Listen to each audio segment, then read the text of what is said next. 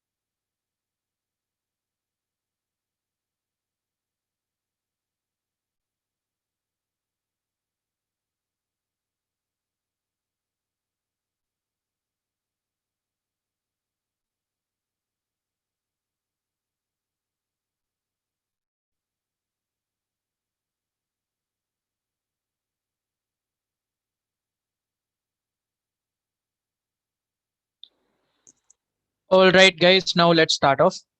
Good evening, guys. I thank you all for coming here to attend this talk on Is College the Right Time to Start Up? Before we before we dive in, let's just introduce you to the organizations that are hosting this event tonight. Yeah. Hey guys, Arushi this side, and I represent Hack Club. Hack Club is a non-profit global organization which provides resources to students interested in developing cool and awe-inspiring projects. At Hack Club, we believe that knowledge must be open source, and hence we toil to get industry experts to help provide accessible quality insights on industry and also help them broaden their vision. At Hack Club, we are always working on cool projects, collaborating with organizations. We strive to provide all of our members opportunities with our exclusive internships and offers. To reach out to us, feel free to connect with us on Instagram, that is at the rate Hack Club VITC. Now, I would like to hand it over to my colleague Karmabir, who is from ESEL. Hey guys, I'm Karmabir and I'll be talking about ESEL. ESEL is a non-profit organization which aims to aid students in thinking big and converting real-life problems into an innovative and feasible business idea. Entrepreneurship Cell is a necessity for all the colleges in the country as it helps the students to get into the entrepreneurial spirit, which we believe is instrumental for the rapid development of a country. Feel free to reach us on @ESLVITC on Instagram. Thank you. Arun, you can take over. Okay, guys, so let me introduce our speaker for tonight. Deepak is a well-known entrepreneur, social media influencer, and content creator on Instagram. At the age of 19, Deepak went and co-founded Career Kida, which is a youth-centric organization which caters to skill development to help mold the leaders of tomorrow. Deepak is also a well-established speaker with 3 TEDx talks under his belt. His talk, Dreams Make All the Difference, was an inspiring and eye-opening talk which inspired us to dream big and will go on to inspire many other people out there. Deepak has graciously accepted our invite to come here and give us some insight on whether college is the right time to start up. Welcome, sir. We thank you for coming here tonight. Thank you to everybody who is a part of this session. So we start today's session. Is there any formal introduction? Is there anything else to before we begin? Nothing else, sir. It's all in your hands. Okay. All right. So I think firstly, thank you so much for having me for this session. I really I really love it when I address aspiring entrepreneurs, and I because simply because I have been through that journey and I know that it's really difficult to be an entrepreneur. Also, considering the fact that we start very early from college.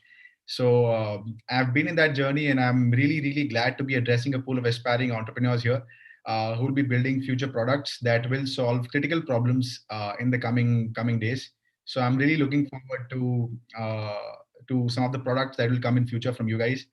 Um, So just as already Arwan has already mentioned and given my brief introduction, I'll just quickly introduce myself. So my name is Deepak, and I started my own venture at 19 when I was in my second year of graduation. And like every other student, so I did my BCom honors from St Xavier's College, Calcutta, in accounting and finance. And like every other student being in college, I was very confused with regards to what needs to be done in life.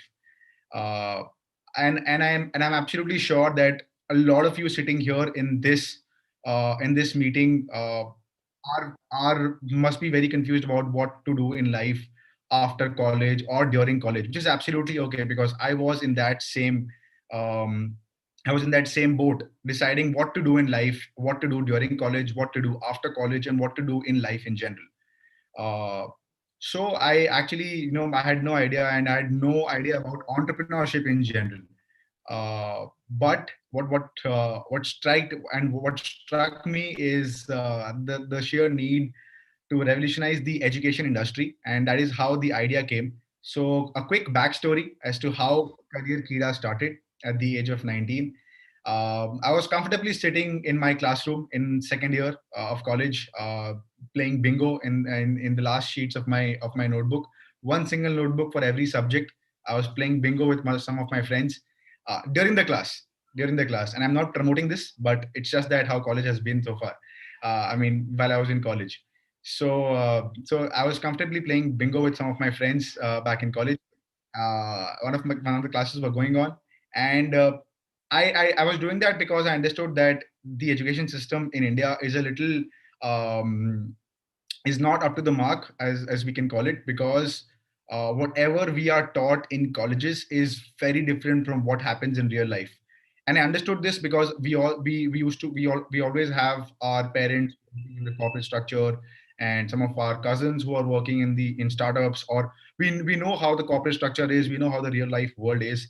And for me to understand and decide and bridge the gap between what's taught in schools and colleges and what happens in real life was the key. So I didn't have a great idea per se. I just had like a brief idea about what needs to be done, and how we can go about bridging this gap between the college life and school life and the real world, which is the corporate sector, right? So what happened was, and I call it sheer luck, that as to how I met my now co-founder Mohit Shaw. What happened was, I was attending, and I always say this story because it's very interesting, and that's how my journey started. So I'm going to take another 5 minutes and explain sorry, and just let you guys know as to how my journey started and how I met my co-founder, because that's very important in the entrepreneurial journey. So I was attending. So I am from Calcutta, right? A lot of people have notions that Calcutta is a city that always sleeps. I would not disagree. It's an extremely slow city per se. But anyhow, so what happened was, this story goes back to, I think, 5 years or 6 years back. 6 years back, when I was in my first year, and I was meeting my co-founder Mohit Shaw for the first time, and I happened to coincidentally meet him at an award function. So there was an award function that was happening back in my home city, Calcutta, and I happened to attend this award function for some reason. Maybe because my parents were telling me that you're not really involved in family functions, so let's just be a part of this, and let's just come along with us. So I had to, because my dad told me ki Deepak tumko aana hai, so you need to be a part of this, so come on in and be a part of this event. So I had no option, so I jumped on in, and I became a part of this function. And because I had no options whatsoever, uh, and coincidentally, I met my partner, because that time I did not know him. I had no idea as to who he was and what he does. So, and I saw him I saw that I have a vivid image of how I met him. So it was there was I was this young 19, 18-year-old kid standing beside, and there was this. And in every friend group, you will find this one over enthusiastic person who's very enthusiastic about everything in life. He's super pumped up about everything. Whatever you come across, you'll find, अरे ये तो बहुत ज़्यादा energy. right? So and that is the exact description of my co-founder. That is the exact description of my co-founder. So what happened is I saw that he was pitching this great $1 million idea to my dad, and he thought that okay, we'll start this company. um, and after that, I walked up to him and I told him that it seemed like a great presentation. You were very well prepared with your presentation. How did you go about it? So he said, he said that he was very pumped up with his presentation, with his talk, and he had some kind of corporate exposure, so it did not take much time for him to pitch his idea. So I asked him, are you riding solo, or do you have, or are you looking for co-founders? He said, I am looking for co-founders right. I said, great, fantastic. The entrepreneur in me awoke, and I had to be a part of this. So we spoke for like hours, we spoke for days, we spoke for months. Literally, we brainstormed for months, and then we finally came up with this idea because our ideas were matching. He also wanted to do something in the education space. I also had some plans about the education space. So we finally decided to take the plunge and start something in the education space together. Me and Mohit, both of us. The journey really began when I was in my second year of college. So, uh, to come to the topic whether college is the right time to start up or not, I think it's a debatable option. Whether it's a debatable topic as to there will be a lot of people who will say that it's not the right time to not the right time to start up, because you might as well invest that time, that college precious college time, in studies, or you might you do a lot of internships. Why do you need to start up, right? But that's one school of thought. The second school of thought will be, let's utilize this time that we have as college students and start something new. Now, fundamentally, what where people go wrong is they jump on and they take the plunge to entrepreneurship just for the sake of it. Because entrepreneurship seems very cool from the outset. It seems that okay, if I write co-founder in front of my name, it'll be very cool to sound. So let's just start a business and do something with it. But we need to understand what exactly goes behind entrepreneurship and what exactly goes behind building businesses per se, right? So I was very naive, I was very young, and I didn't know what to do, because I was in college. So there were two kinds of environments I was faced with. My college was in evening, so my college was in the evening shift from 4 p.m. to 8 p.m. And because I was in St. Xavier's, there was no freedom to attendance, so I had to attend college. We had to maintain 75% attendance, so we couldn't even bunk college and entirely focus on the startup. Uh, so what happened was, we started. My college was in the evening shift from 4 p.m. to 8 p.m. So in the I was free, relatively free during the daytime. So what happened is, I was faced with two kinds of environments. The first environment was from 11 a.m. in the morning to 3 p.m. in the afternoon, and from 4 p.m. in the evening to 8 p.m. in the evening. For the first half, I was in my startup. I was totally involved in my company. I was managing my startup as well as my college at the same time, right? And the second half, first half, I was managing my startup. Second half, I was going to college. Uh, the environment I'm talking about is totally different because number one, when you're starting up, especially when you're in college, you have no clue whatsoever. You don't even know how to make a call. Leave. I'm not even talking about cold calling. You don't even know how to make a call. Even if you're speaking to somebody like a vendor in your industry, you won't be able to speak to the vendor because you don't have any experience in speaking to the vendors. You learn on the job. Entrepreneurship is exactly on the job. For the first year and a half, I opened the doors myself, and I have cleaned my office and mopped the floors. I have done that, or rather we have done that. Me and my partner, we have done that, because entrepreneurship is just pure hustle, right? And every day is a new challenge. So coming back to the story, uh, what happened is, in the first half of the environment, I was in my college. I was in my startup. I was in the office, making calls, sending emails, thinking about marketing, thinking about how we should be promote our business, thinking about PR, thinking about HR. A lot of people used to call us saying, "Can you connect us to the HR?" And there's me picking up the call. Yes, I am the HR head of this company. And this the next time if somebody called up saying, "Sir, can you connect us to the PR of your company?" I am the same person who's picking up the call and yes, I am the PR of the company. Please tell me what you want. So that's exactly, you have no divisions in startups. I mean, when you're starting up, obviously you don't have, you have the fund crunch, you don't have the required funds when you're starting up, you don't have the required team when you start up. So when you're two partners alone, you manage the entire thing together, right? So and even till date when we hire interns, we go to colleges and we hire interns, there are set jobs that people look for, there are set divisions that people look for. There are people who look for marketing roles in startups, there are people who look for finance roles in startup. But when we went to colleges to recruit people, we didn't have any division, because we told them that okay, this is something that you're going to be working under, but there is no division, you're going to be handling everything. I want you to be an entrepreneur in your own speed. Whatever I am doing and my co-founder is doing, I want you to do the exact same thing. I want you to be an entrepreneur in your own space, right? And that's the beauty of it. And that's the beauty of it. So, in the first environment, coming back to the story, in the first environment, I was making calls, I was receiving calls, acting as the HR head, PR head, marketing head, finance head, business development head. We didn't have tech back then, so tech wasn't involved. So me and my partner were acting as heads of every department that could be named. Um, so it was a very positive environment. We were constantly, in touch with vendors and other people who we wanted to recruit. In the second kind of environment, when I was in college, there were these folks, and you know how college folks are.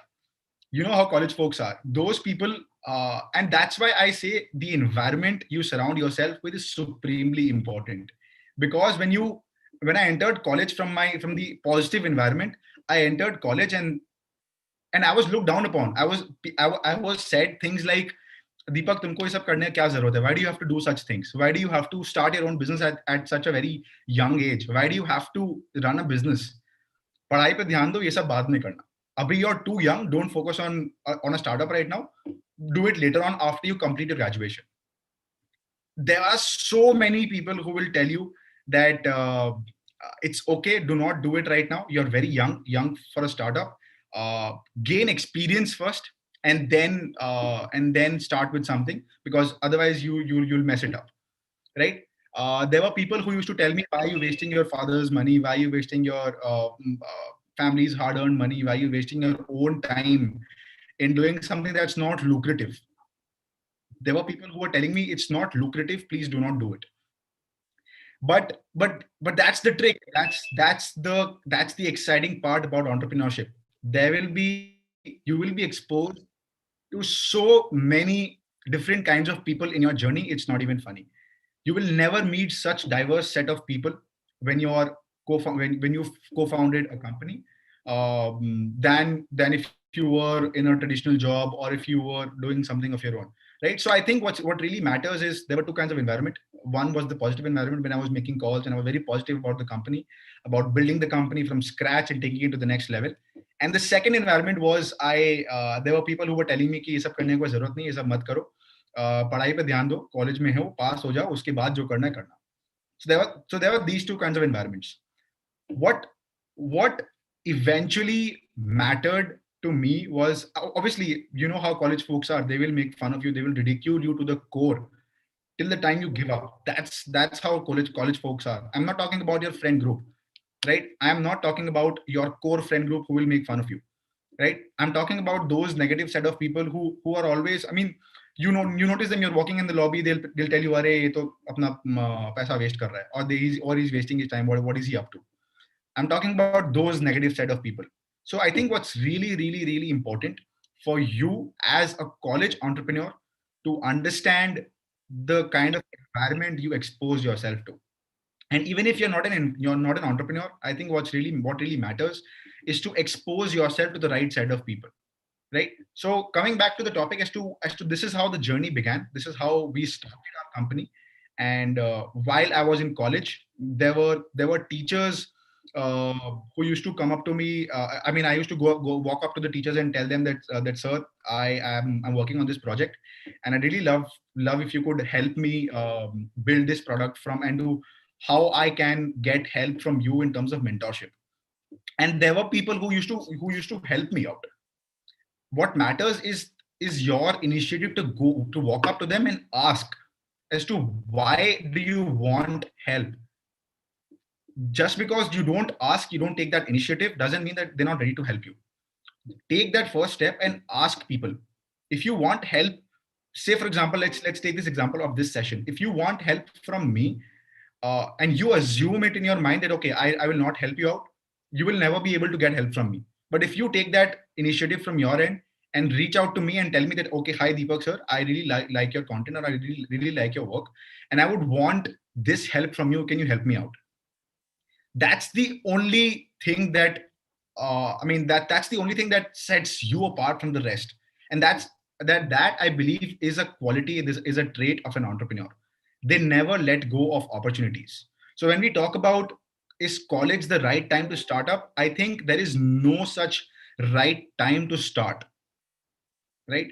There has always been this debate about whether college time is the right time to start something or not.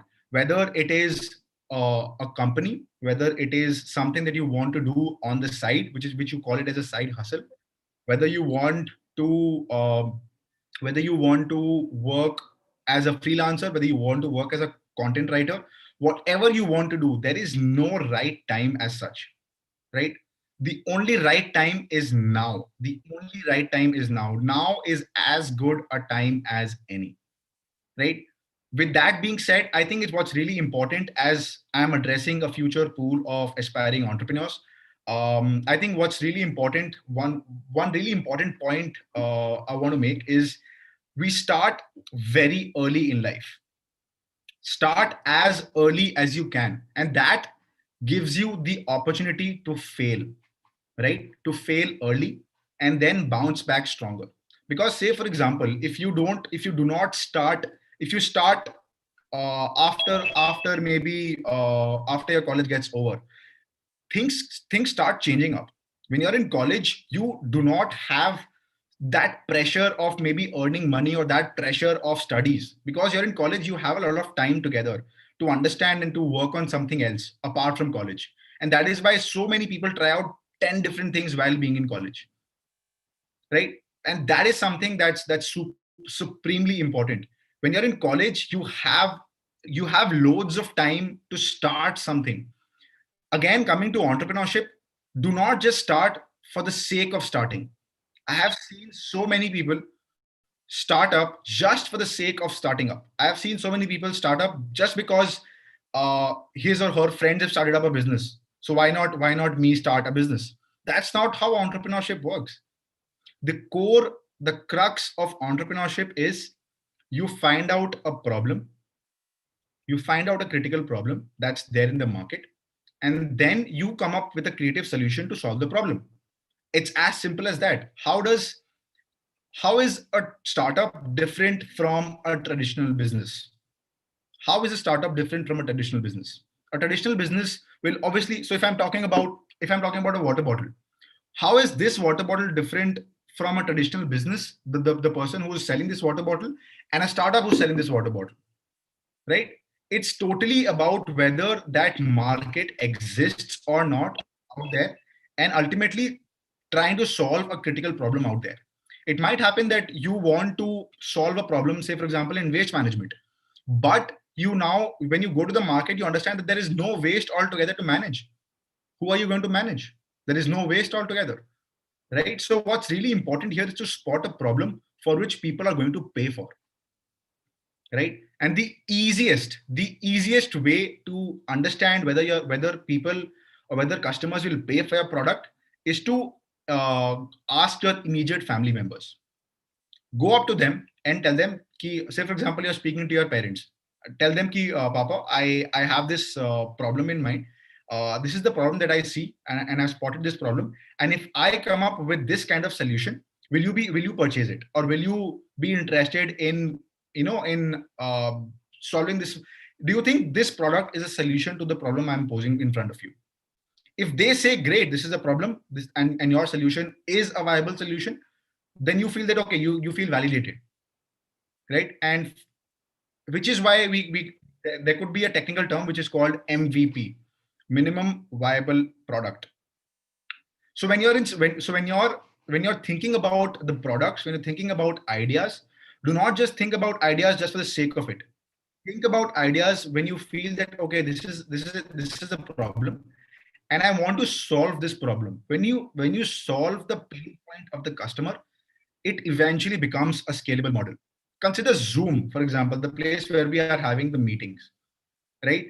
When the pandemic happened, before the pandemic, their revenue was not that much, because not many people were doing online meetings. And when you look up the story of Zoom, you'll find out that the founder of Zoom founded this because he thought that he had to travel long distances to meet his girlfriend. That was the entire idea behind starting Zoom. If you look it up, you'll find out how Zoom started, right? And when the pandemic happened, every single person was using Zoom to conduct meetings, to organize seminars, to organize virtual talks like this, right? And post which, 1 quarter after the pandemic, they posted, they saw an increase in revenue by 838%. 838%, which is 8 times the revenue that they were originally making. So again, why I say this story is because the founder of Zoom found out that, okay, this is something that is a problem. Maybe it started off as a small problem. Maybe it started off as he wasn't able to meet his girlfriend, or maybe he wasn't able to interact with his girlfriend. But what really mattered is it was a scalable thing. Even he didn't know that it's going to be so huge, right? You can take so many examples. You can take examples of Mark Zuckerberg. It started off as such a small model. You never, I mean, even he wouldn't have thought of building Facebook to such a huge level at what it is right now. He now acquires WhatsApp. He now acquires Instagram. I mean, he has practically all the leading social media channels. So I think what's really important, if you read about how Facebook started, you'll find out that it started in his dorm room, where he just wanted to connect all the students of that college to one particular place. He wanted to make a forum where all the students of that particular college can connect and interact with each other. That was the entire plan. Little did he know that it would pick up so well that the entire globe would be on one platform interacting with each other. Right? So it starts off as a very simple plan. It starts off I mean, Zoom was not Zoom until the pandemic happened. Facebook was not Facebook until the entire explosion of social media happened, right? So it starts off as a very simple plan. And most startups, you'll find, they make the pivot. Now, what do you mean by pivot? It means that you make the shift from what's not working to something that is a more viable plan, right? You make the change. So you start off with, say, for example, I'll take my company's example. So Career Kida, what we initially started off with, we thought that let's revolutionize the counseling industry. Let's revolutionize the career counseling industry, because a lot of people were taking up traditional and conventional jobs. Like, so if you talk about commerce industries, they used to start doing CA, CS, CS. By CS I mean company secretaryship. By CA I mean chartered accountancy, CFA, MBA, BComs, BBA, BMS, and a lot of other courses. What we wanted at that point in time was to revolutionize this industry and spread awareness about out of the box courses like music, like RJing, like DJing, like vlogging. So we wanted to revolutionize this industry. After almost 1.5 years of operation, we found out that our product was a massive failure. You can write this in quotes, you can write this in block letters, whatever you want. I'm emphasizing on this because it's supremely important here, right? Our first product, our our first prototype was a massive failure. We did not know that it would fail. We fell on our head, like straight on our head. That's how bad it was, because we didn't account for this one simple fact that every school and every college mostly already has a career counselor, which who is working on a contractual basis for them. So why would they entertain other or external career counselors for their students, right? So when that happened, we fell straight on our head. We thought what we need to focus on is something that's really not important. So we made the shift.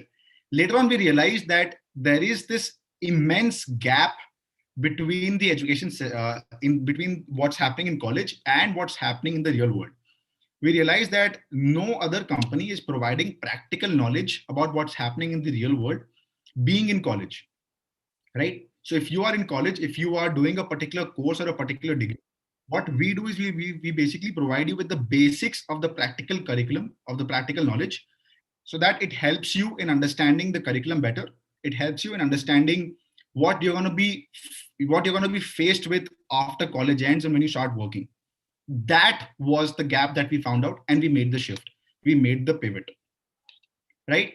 So my point being, being in college students, being college students, I think it's really important that if you are, it's never the right time to start anything. I mean, with regard to um, starting, I think, as I mentioned, there is no right time to start.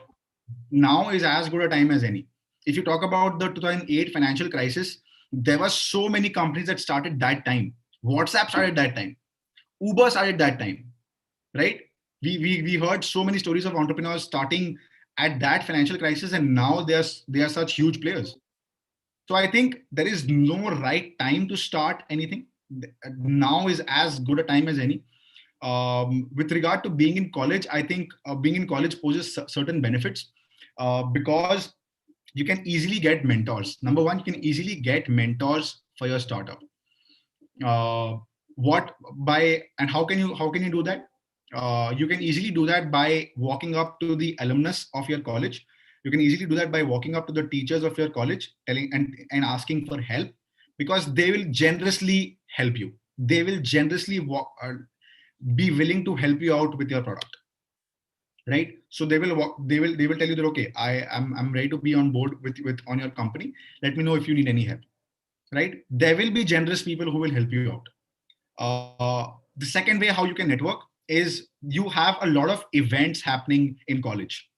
For example, this event, traditionally not this kind of event where there are only one where there's only one speaker, but when you have some kind of a panel discussion, for example, you have like 5 speakers on board, you have like a speaker session where there are 10 speakers coming on every single day. You start networking with those people, right? Start networking and making connections with those people, and that is how you build your network being in college. And that is the greatest benefit of you being a college student, and then eventually starting something that you want to do, because you already have a network after you graduate, right? So that's number one. Easy to get mentorship. Number two, the word can spread like wildfire. Everybody in college, in your class, will be talking about you. You'll be like the hero of your class, because you started something. It's you have a business. You're an entrepreneur now. There will be people who will come up to you, अरे ये सब cool चीज करने का जरूरत नहीं है, मत करो ये सब, don't focus on all this, पढ़ाई पढ़ाई पे ध्यान दो. What really matters for you is to pitch to them your product. Pitch your product to them. Take this opportunity and pitch your product to them, and tell them why you need to take that product, and why he should purchase that product. Pitch to them, because your initial set of customers will only come from your immediate group. Your initial set of customers will only come from your classrooms or from other classrooms, the classroom that's next door, right? If you can pitch to them and tell them that this is a product that we're building, this is a problem and this is a solution, would you be willing to take it? Test it out, try our product if it's working or not. And that's what we call the MVP. That's what we call the minimum viable product. If you test the product and see how it's working, launch the basic prototype of the product into the market just to test whether it's working or not. And that I feel is the greatest benefit of you, sorry, as a college student, to start pitching to your set of customers that's already there in front of you, right? Third, and the most important thing that you can deploy while being a college student is participate in competitions and network like crazy. When you participate in competitions, when you I mean, in right now in almost all colleges have these B plan competitions, right? Almost all colleges have these B plan competitions and B plan models. So participate in business competitions, participate in business plan competitions where maybe the winning prize is maybe seed funding.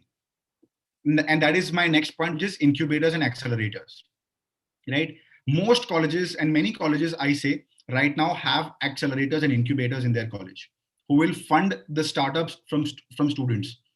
You must have heard of PayPal, right? PayPal is founded by Peter Thiel.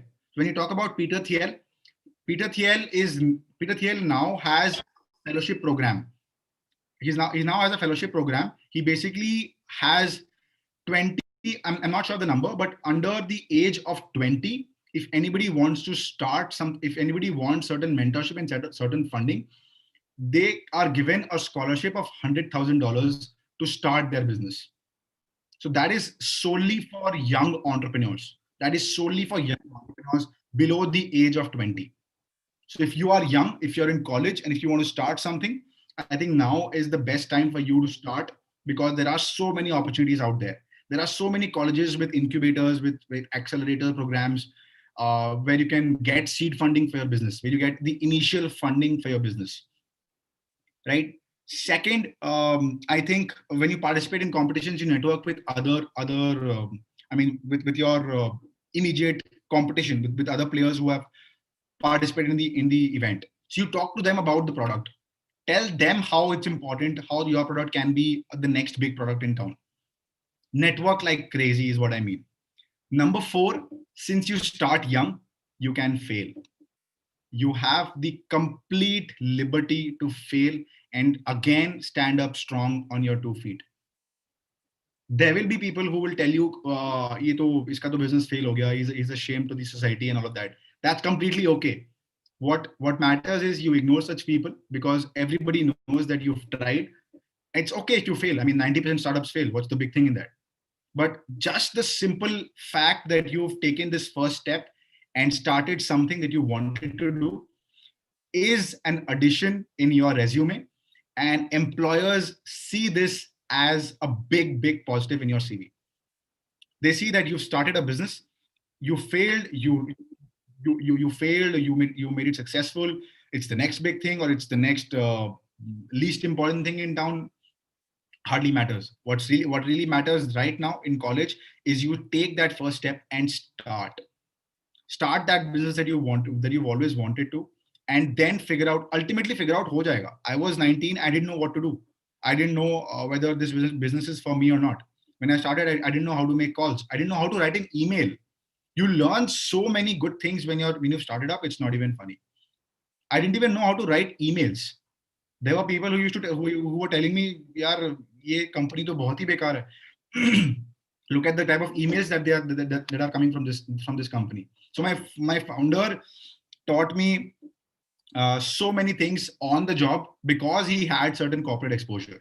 So I learned whatever I've learned on the job, and that has been a crazy experience so far. Okay. Last but not the least is you can get free interns, which is again a big bonus for you as a startup owner. You can get free interns. You can tell your friends in college, you can tell your juniors in college that I've started this company and I'm willing to give you, because while being in college, you got to admit this. We all want internships. We all want certificates in our CVs, right? We've done internships from this in this college, this in this startup, or this company, or this corporate. We want to show that we have a strong CV, and students will go to a great extent to get any internship that they want to, even if it's free, because I've seen that, and I've obviously done. I mean, I've not interned somewhere, but practically I was building a business. I was interning. I was building. I was learning. I was doing everything on the job. right? So the fifth and the most important thing is you can get free interns. You can employ your friends. You can employ your juniors from college and tell them that I'm going to give you a certificate for this, which will add on to your CV. Again, it's something that you sell every time. It's something that you sell every time. You learn how to sell, which is again the most important thing in a business. So I think all in all, I think what really matters is whether we uh, I mean, again, there's no such right time to start a business. Now is as good a time as any to start anything, because you're in college. There are certain benefits that we can avail of. As I mentioned, that you can definitely use your age to your advantage, because there are so many things like the TL Fellowship, which offers $100,000 funding to startup founders below the age of 20. So you can use age to your advantage there. Secondly, because you're in college, you have the complete liberty to fail. I mean, nobody will tell you how did you fail, because it absolutely is okay. 90 more than 90% startups fail, so there is no excuse whatsoever whether if you fail or if you succeed. But again, with that being said, do not start just for the sake of starting a business. I repeat, do not start just for the sake of starting a business, because their entrepreneurship can be dark. Entrepreneurship can be dark. When your startup grows, there will be so many issues at hand. You'll have to handle a 10 different things together at the same time. You're leaving your job, you're leaving your office at 10 or maybe 10 or 11 in the night. You have to reach your office maybe the next day. You have to reach at maybe 9 in the morning. So you're hardly sleeping the entire night. Entrepreneurship can be ruthless. If you are a funded startup, you always have to be in touch with your investors. The investors might want an exit anytime from the from your startup. I mean, there are always clauses and there is always an agreement between the investor and the founder, but there is always, these things are very difficult to manage. Entrepreneurship can be dark, is what I say, right? So again, to probably sum up my time on whether, and before we move on to the Q&A part of things, I think what really matters is there is no such right time to start a business. Now is as good a time as any, and specifically because you are in college, you have the complete liberty to fail. You have a complete liberty to try out 10 different things and fail in all 10 of them and still be young, to try out maybe the 11th or the 12th thing. So that's completely okay. That's completely fine, right? Um, with being in college, I think you have a lot of advantages that we've already discussed. We've discussed about my journey. We've discussed about how we made the pivot. We made the shift from being in the counseling industry to being in an industry of practical training and skill development. We discussed how our initial business idea failed at the age after 1.5 years of operation. We then discussed about how every entrepreneur starts small at a very small scale and then eventually grows to what it is today. But it starts off as a very small scale. It never starts off as a huge thing. Everybody starts from zero, right? So I think all in all, we've discussed a bunch of things. I think if entrepreneurship is the topic, um, I think the entire day would short, and still there'll be 99% of things that can be covered. To discuss the entire thing in detail, we'll probably have to organize a marathon of workshops. But but I think all in all, we've discussed what we had to. We've touched on some crucial points on entrepreneurship and whether college is the right time to start. I had started back in college, and I know what the experience is. I can only say one thing, and I can totally vouch for it, because I have been in that boat, and I understand the kind of experience and the kind of exposure I've got. So I think I totally vouch for this. The only thing is, do not start just for the sake of starting. Start only when you spot a problem, and then find out a probable solution to the problem, and then start pitching to the consumers. So I think that's something that we've discussed. We can. I hope I've spoken about entrepreneurship in as much detail as I could, sticking to the timelines and sticking to sticking to the timings and the topic that we had. I think I've discussed more or less whatever I had to. With that being said, I think we can now open it for a Q&A.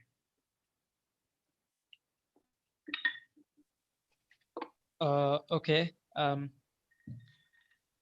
So, guys, we have actually recorded all the questions that you have been asking on the chat box, so we'll ask them for you. Sir, I'd like to start off. So, Yep. you told me that your life you told us that your life entirely changed when you met your co-founder.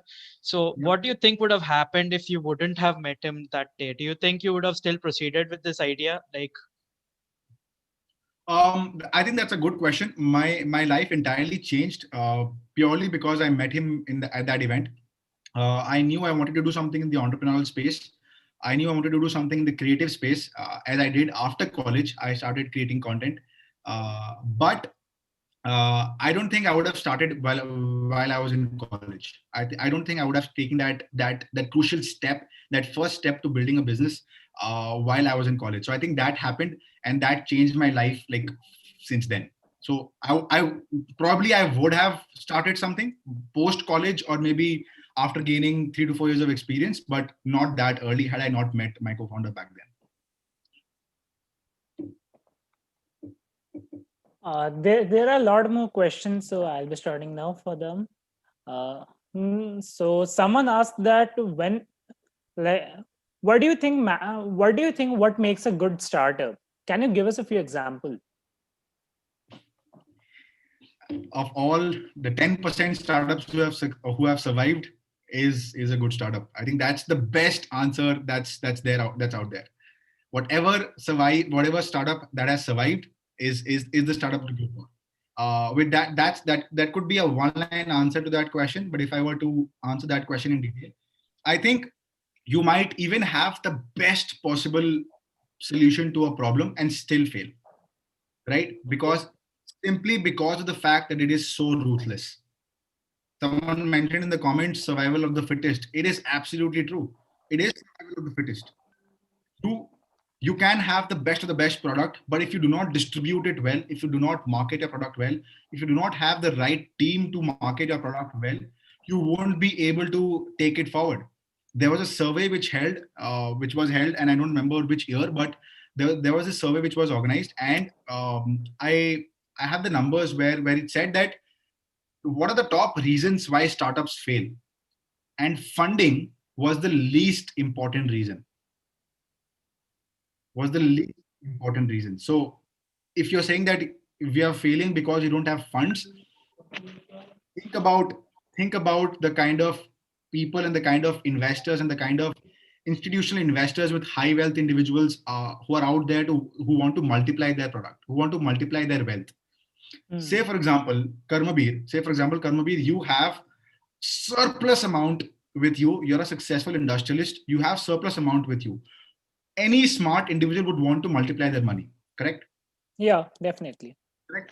They would want to invest in maybe real estate. They would want to invest in stocks. They would want to invest in startups. There are a bunch of investment opportunities, correct?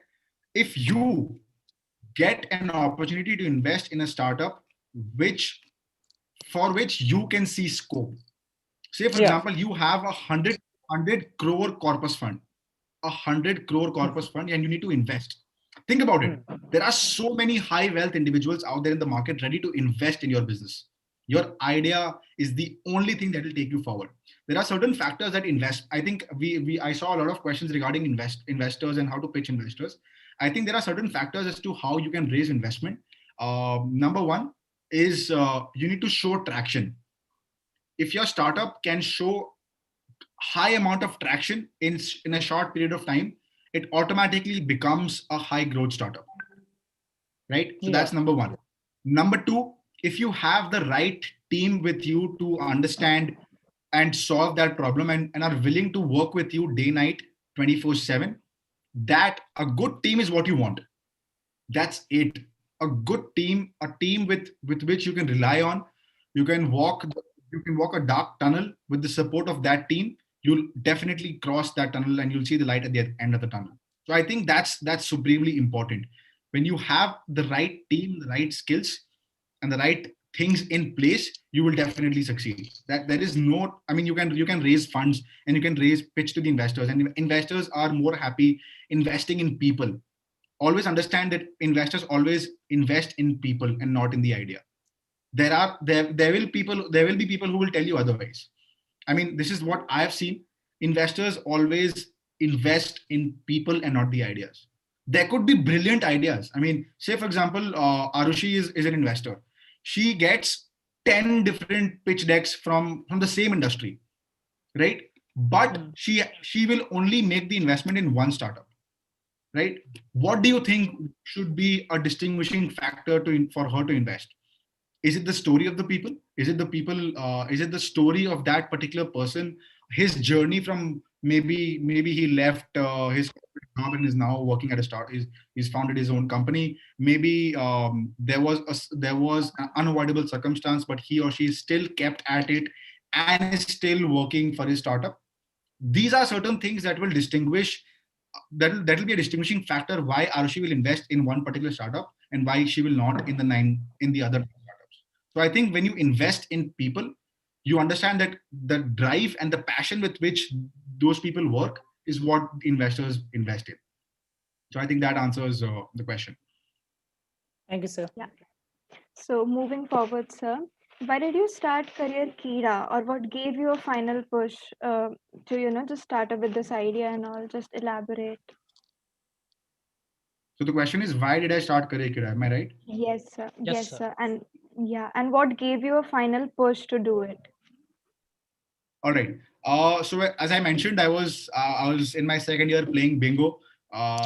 Boring lecture in college. I was playing bingo in class with my friends, and I thought, simply because the lecture was so boring, and I understood that there is something that needs to be done in the education space. I mean, if we can revolutionize this industry and make learning more fun and make the employability more, I mean, more certain for people, we and then finally, when I met my co-founder, we discussed and we brainstormed on a lot of things. We discussed the employability scenario in the industry. We thought that, why are people not getting jobs in spite of having the right qualifications in their CV? Why is it something that's happening? It's And we found out various factors. A, communication is very poor. The communication game is supremely poor. You're not able to communicate yourself. You're not able to put your point forward across your interviewers. You do not stand a chance to win that interview over, right? So second thing is, consider this example. Consider two examples. There are two scenarios. Okay?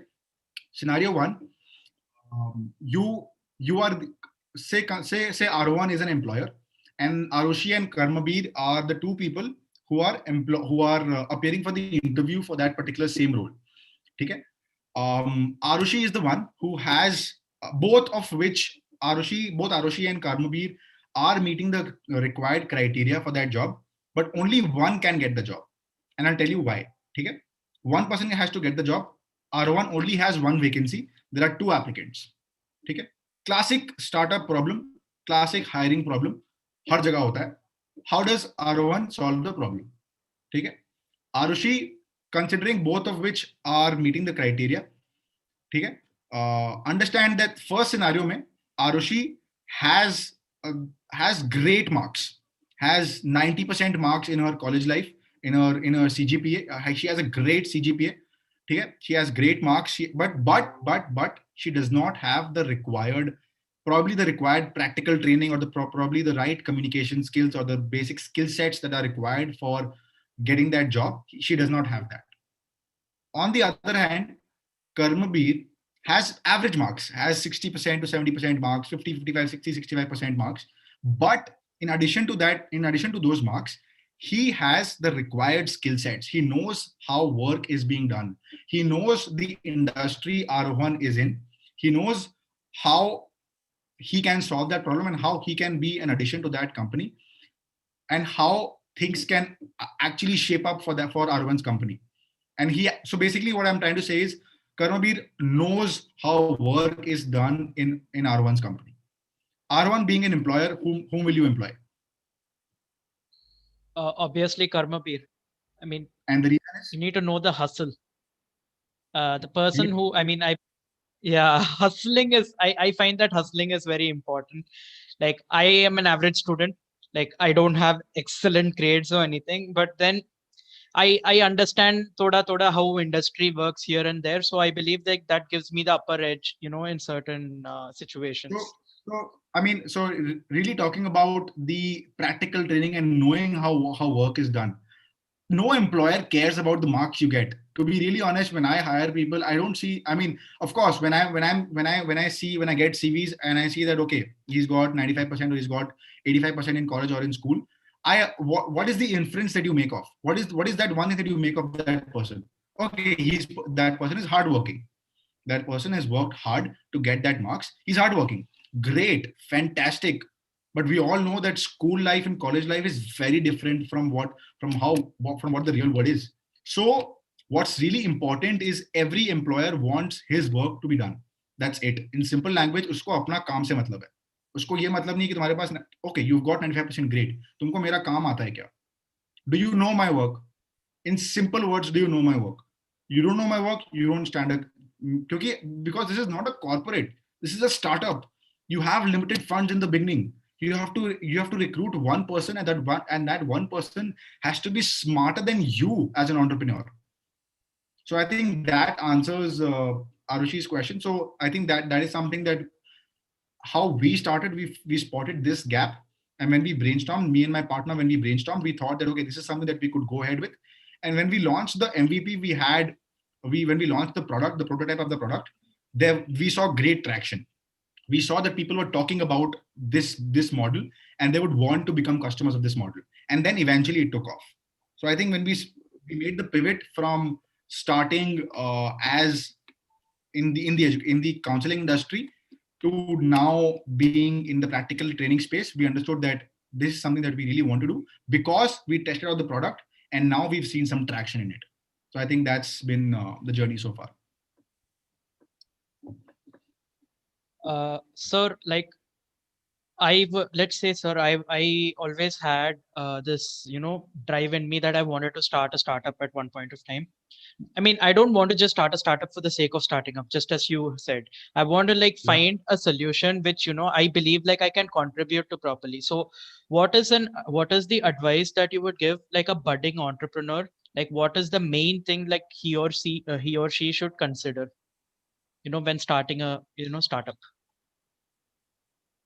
Um, Again, this is a very broad question, but if I were to answer the question, I think definitely focus on the problem.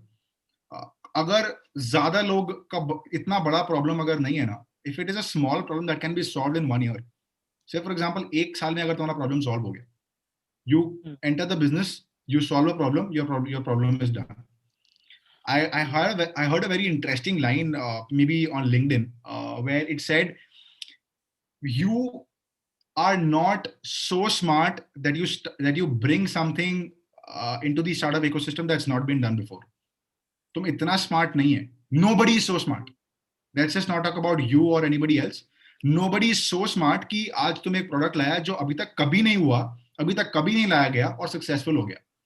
Because ideas दिमाग सबके दिमाग में आता है. Right now, when we talk about maybe let's talk about booking the cab. Let's talk about the cab industry.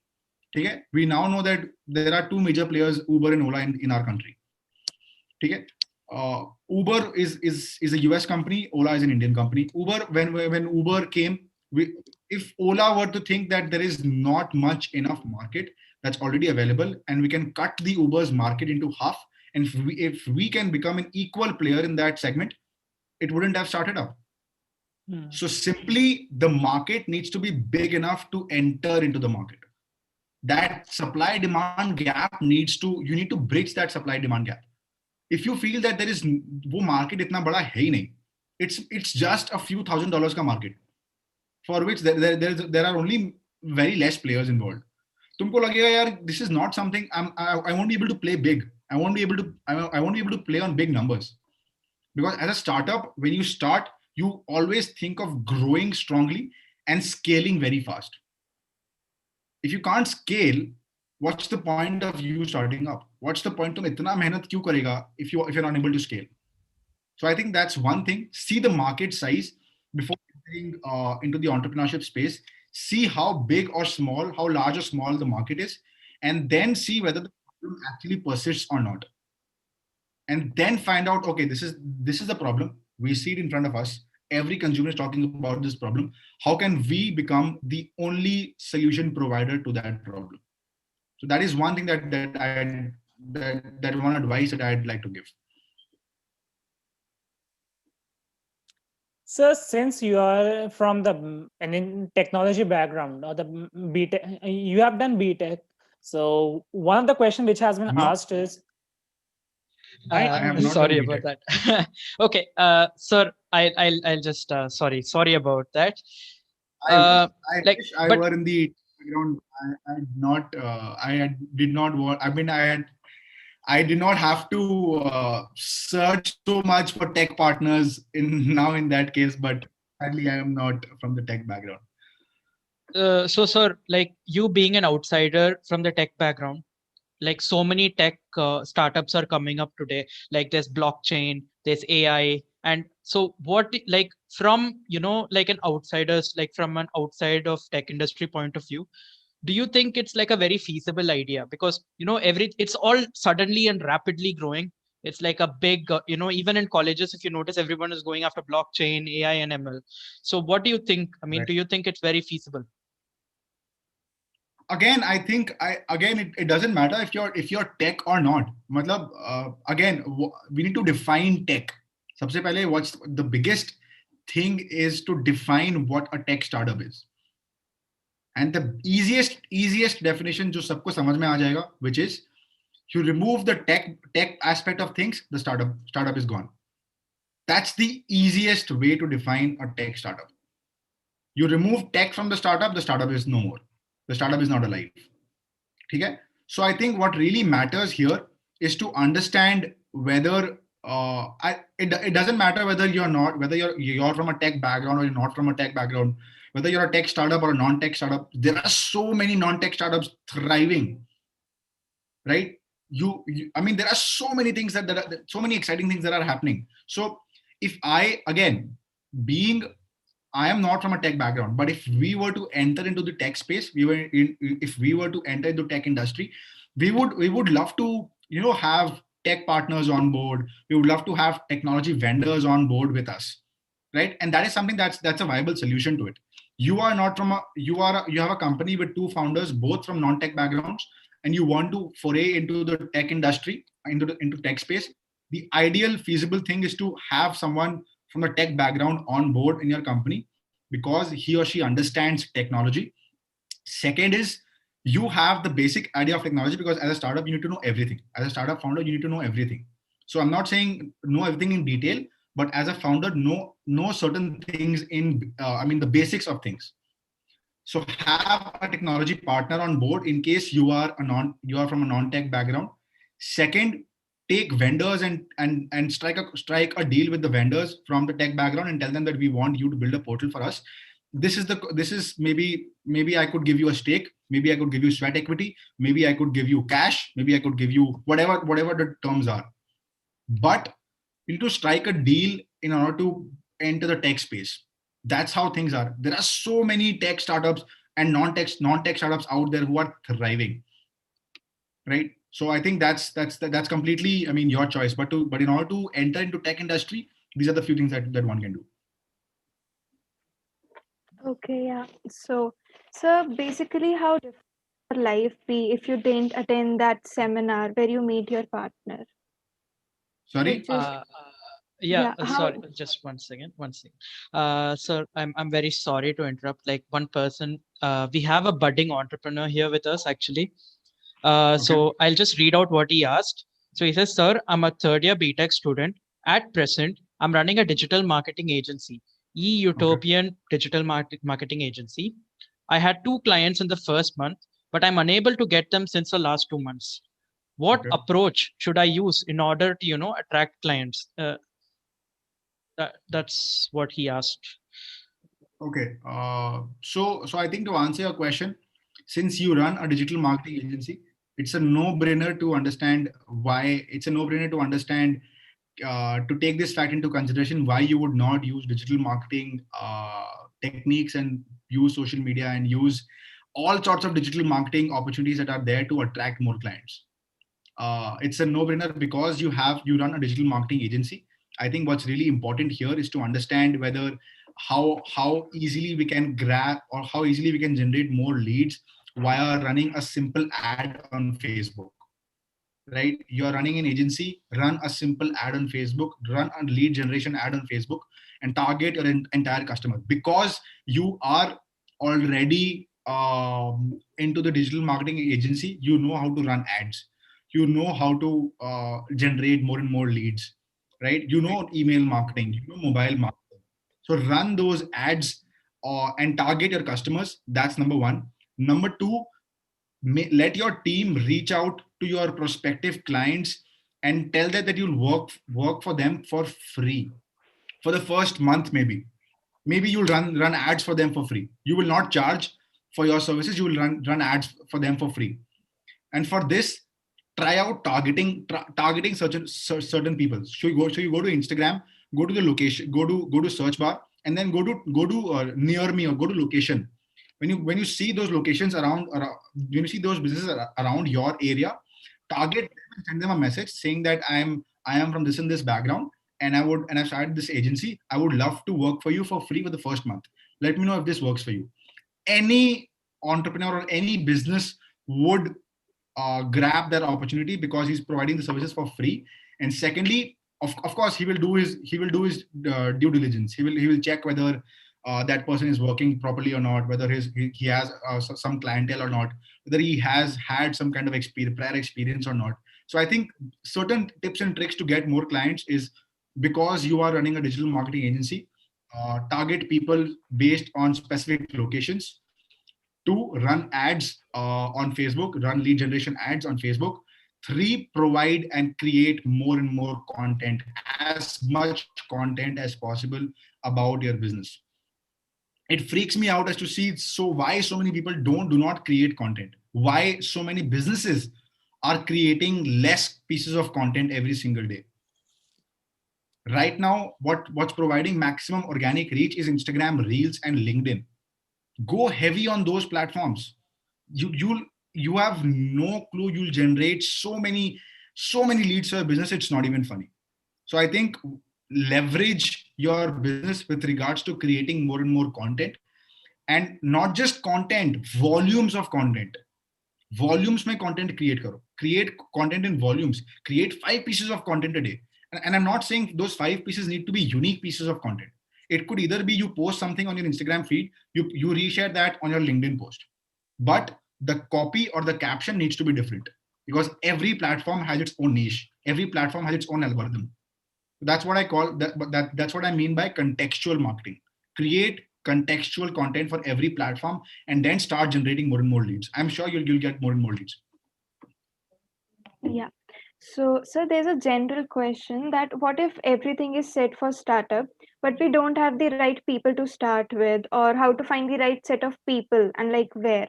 So could you just throw some light over this? Okay. So to answer the question, I think number one is you need to just reach out to your immediate network. सबसे simple चीज है and सबसे easily readily available set of resources is what you've got. Reach out to your immediate network. एक WhatsApp message डालो ना. It's simple. एक WhatsApp message डालो among your group and tell them that I've started a business. I would want you to work for me. At this point, maybe I'm not able to pay you for my startup, but I'm ready to provide you a certificates, or I'm ready to connect you with some like-minded people that you think will help you in future, or probably you'll get the required amount of exposure, right? So I think this is how the initial team is built. Your initial team is readily built when you leverage your ready set of resources that's with you already. आपको एक simple WhatsApp message करना है. That's it. When you start, there'll be so many people who will join you. When you go to college events, network with as many people as you can. and then find out whether those people are the right fit for your job or not. I'm not saying go to everybody now and tell them, okay, you join my company, or you can come to job from tomorrow. No, that is not how things are happening. But you need to network as much as you can, be it on LinkedIn, be it put up a LinkedIn post, and that is why I tell every aspiring entrepreneur to build a personal brand for themselves. How do you build a personal brand for yourself? By creating truckloads of content for yourself. Build a brand around entrepreneurship. When you have a strong brand, maybe on Instagram, maybe on Twitter, maybe on LinkedIn, you can leverage your brand to anything that you want to. You started this business fails. Great. But you already have that brand with you. That brand, that Deepak, for example, Deepak Pareek's brand. Deepak Pareek's brand will never die. Unless, of course, I stop creating content and I die. That brand dies off. But if I already have that brand with me, I understand that I can leverage the brand to my business. I can convert that brand, that benefit that I have of a brand, to my business. So, which is why I tell every aspiring entrepreneur, it's great that the person asked this question, because it brings me to a very important point of personal branding. Every aspiring entrepreneur should go out there and build a personal brand for themselves. Period. No questions asked. Because if you go out there and build a brand for yourself, every other startup founder sees that, okay, he's got a strong following, he's got a strong brand, he's connected with like-minded people in his industry, he's got a great team. You can directly reach out to investors. You've got a strong pool of connect of investors out there. You'll know so many entrepreneurs from different fields. So again, creating more and more content and building a personal brand is imperative for an aspiring entrepreneur. Period. Like, no questions asked about it. So during your college time, how did you manage your startup and the college stuff? It's pretty easy. I was totally managing my startup and tried to attend as less college as I could. That's pretty simple. So as you When I started, earlier mentioned that you couldn't, like your college was pretty strict about your college times I and all. was I was working in college. I was working in college. While I was in college, I used to network with so many people around me. In a class, like our class strength was around 70 people per class. So I used to always try and network while being in college itself. I used to ask them whether they what they have done and what they're interested in, how we can solve their problems and all of that. So I used to network with teachers. I used to speak with teachers as to if this is a product that we come up with, can we solve this problem? And they used to come back to me with feedback, telling me, okay, this is not a great product, don't do it. Okay, this is a good product, go ahead and do it. So I think all of these things eventually take a toll on you, because you are managing your college and you're managing your startup. But you got to do what you got to do. It's as simple as that. When you've taken this choice, when you and it's a very conscious decision. You've taken this choice for yourself. Nobody's forcing you to do this. A lot of people come up to me and tell me, maybe in my DMs or maybe in my LinkedIn connections, then they tell me, sir, you are a content creator, you also speak at events, and you are also an entrepreneur. How do you manage time? The only answer I give there is, none of the things that I am doing is of is something that I'm not interested in. Each of the things that I do is what I do it passionately, which is why it time automatically gets divided. I don't have to divide time कि मेरे को entrepreneurship में इतना time देना है, मेरे को content में इतना time देना है, मेरे को speaking sessions में इतना time देना है. I don't even do that. It automatically gets managed, because all the things that I'm doing is something I am most passionate about. So I think manage हो जाएगा अपने आप. If you are, I mean, as Arwan mentioned, he sees the hustle behind it. If you see the hustle behind it, I'm sure you'll definitely manage all the things together. Sir, another person asked, Devika. She's saying, like, how do you protect your idea from getting stolen? Because like when you start with a startup, and you have this awesome idea, and you even start the implementation part, and then Yeah. somewhere someone else just I'm not saying literally steals your idea, but then takes your idea and does something and then starts up what you did. I mean, do you think what you exactly did until then is complete waste of time, or do you think you can gain some insight from it? Because Again, most of us are paranoid. two answers to it. One, it's the early first mover advantage. So when you start, if you don't show traction, the word is already out there. Somebody with a high net worth, some individual with a high net worth will come up, will employ a team and will do it. Right. So when you started, when you're a first mover advantage, just make full use of that first mover advantage and gain absolute traction, because you have to think in this way. You have to think in a very pragmatic way. When you start doing something, you've done it for maybe 1.5 years to 2 years. Okay, you see a lot of traction in your company, right? Because you've started your company, you are from zero you've come to one, or you've come to two. For that person to start after 2 years, he has to start from zero. He'll spend another 2 years to reach where you are right now. Till the time he comes from zero to two, you'll be from two to 10, right? If you do it rightly. So that's one. Use first more advantage to your full potential. And second, you can't do anything about it. You cannot stop anybody else from doing business. Today I start with practical education. Avito comes up to me and tells me, okay, he starts something very similar to my industry. Do I hold his neck and tell him कि तुम्हारा हिम्मत कैसे हुआ ये करने का? Can I tell him? How many players in the online education market do you see right now? White Hat Junior, Byju's, Vedantu. So many people out there. Does that stop us from working? No, right? AbCab players, as I mentioned, Uber, Ola, Meru. So Meru cabs. So many players out there. Food delivery, Swiggy, Zomato. So many players out there, right? Can Zomato walk up to Swiggy and tell me कि मत करो भाई, मेरा market मत खाओ, please? Can you go and beg Swiggy to not do business? No, right? So one word answer, you can't. Second is use first mover advantage to your full potential, because if you do it rightly, any person who starts in exactly same business as yours will take time to grow, because you've already established that sense of credibility in the market. You know that, okay, say Karekida is into the online education market, they already have certain sense of credibility. They know that we know that Karekida has already been doing business, and I am satisfied with the product that I'm using. Why would I shift?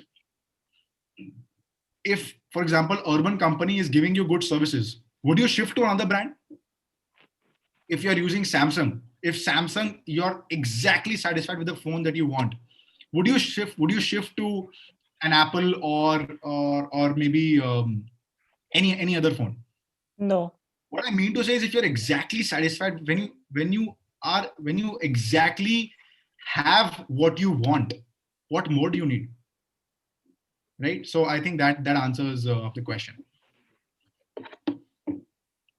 uh okay, so that was like the last question.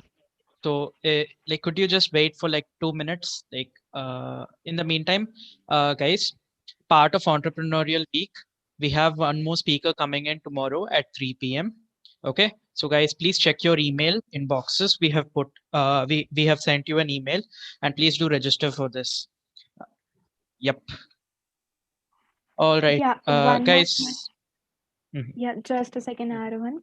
One more thing I would like to add that, guys, yeah, it was an amazing collaborative event with ESL VITC, Club VITC. So, yeah, just have a look over the Instagram handles. Yeah, thanks a lot, Aaron. You can take over.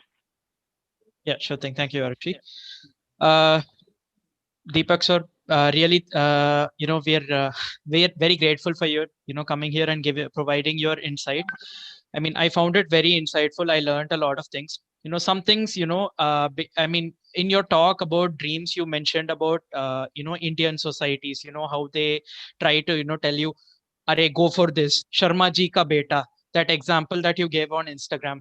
So that has always been there, and I see that over the years, sir, it has been changing. Like when we were younger, it was completely different, and now more people are emboldened, and they're going out and starting startups. I believe that this talk might have inspired a lot of people out there, and we may see many more startups to come. Thank you Thanks a so much lot, sir. for having Yeah. me. I think that the point that you made regarding questioning society and going against society and being a rebel, I think that's really, really, really important because I have been in that phase. The reason I say that, what whether I am creating content or whatever I say on stage or on sessions or on my videos, entirely comes from experience. I never say something that I have not implemented or I have not done. Otherwise, people can question me, कि, "अरे, you're not practicing what you're preaching. So what's the point of doing what you say?" So I think I have been in that phase and I have been in that space where I have challenged the society. And there are people who have come up to me and told me, "Ki, do not waste your father's money and do not waste your time and effort into this startup. Do not waste your energy. ढंग का job ले लो, पढ़ाई कर खत्म करो, ढंग का job लेके live a happy life, settle, get married at the age of 30 and settle and get settled down or whatever." So I think those are standards that society sets for itself. I don't know who sets such standards, but I challenged those norms, and I'm glad that I've been able to. And I really want to put this word out there that whatever you want to do, I think take a conscious decision, and ultimately do not never let go of your dreams. Uh, it is easier said than done, but you have to not let go of your dreams. It is, I mean, there will be people who will come up to you and tell you ki mat karo. There will be naysayers every single where, right? I mean, this example, I mean, me being an influencer saying there'll be hate comments everywhere is like a no-brainer, because there are so many people who come up to me and tell me, ये निकलना चलना भागना यहाँ से. So all I get these comments. I get these people. There are people who will tell you, "Ki, do not focus on all of this. Do not. Your dream is something that is so big that is not achievable, right? Do not listen to those people. Stick to your dreams because they do come true." Uh, and again, I'd like to thank the entire team of ECEL VIT Chennai, and Hack Club VIT Chennai for having me over. And also, Pranav was in touch with me for the entire time. So thank you, Pranav, for helping me out with whatever I needed. All in all, thank you so Thank you, much sir. Thank you for for accepting the this invite, sir. event. I hope it was I did justice to it, and I hope you found value. And as I end all my videos on my Instagram, thank you so much for joining in. I'll see you guys very soon. Cheers. Good night. Excuse me, sir. Yeah, Sir, can you stay till the end after the session for a minute or two? sure. I'll do that. For the Thanks a rest, lot. Thank you. thank you all for coming. And here we end our session. You all can leave. Ciao, guys. Thank you for attending. Thank you.